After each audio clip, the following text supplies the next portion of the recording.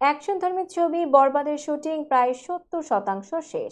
গত অক্টোবর মাসে মুম্বাইয়ের শাকিব খান, ইথিকা পল এবং যিশু সেনগুপ্ত সহ আরো অনেকে টানা 1 মাস কাজ করেছেন ছবিটির জন্য। তবে শুটিং থেমে যাওয়ায় গুঞ্জন উঠেছে নায়িকা ইথিকা পল শিডিউল ফাঁসিয়েছেন, যার কারণে কাজ আটকে রয়েছে। বিস্তারিত ডেস্ক রিপোর্টে। গুঞ্জন ছড়িয়েছে ছবির নায়িকা ইথিকা শুটিং শিডিউল ফাঁসিয়েছেন, এই জন্যই শুটিং আটকে আছে। আসলেই কি তাই? ছবির পরিচালক মেহেদী হাসান হৃদয় বললেন অন্য কথা। এই গুঞ্জনকে ভিত্তিহীন বলে উড়িয়ে দিয়েছেন ছবির পরিচালক। তিনি বলেন, বরবাদে শাকিব ভাইয়ের একটি বিশেষ লুক আছে, যা তার 25 বছরের ক্যারিয়ারে একেবারে নতুন। এই লুক আনতে তাকে শারীরিকভাবে প্রস্তুতি নিতে হচ্ছে।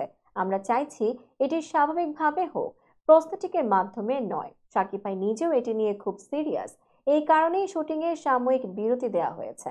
ডিসেম্বরের মধ্যেই আমরা ছবিটির ফার্স্ট লুক প্রকাশ করব। ইথিকার প্রসঙ্গে পরিচালক জানান, শিডিউল ফাঁসানোর যে অভিযোগ উঠেছে তা সম্পূর্ণ ভিত্তিহীন।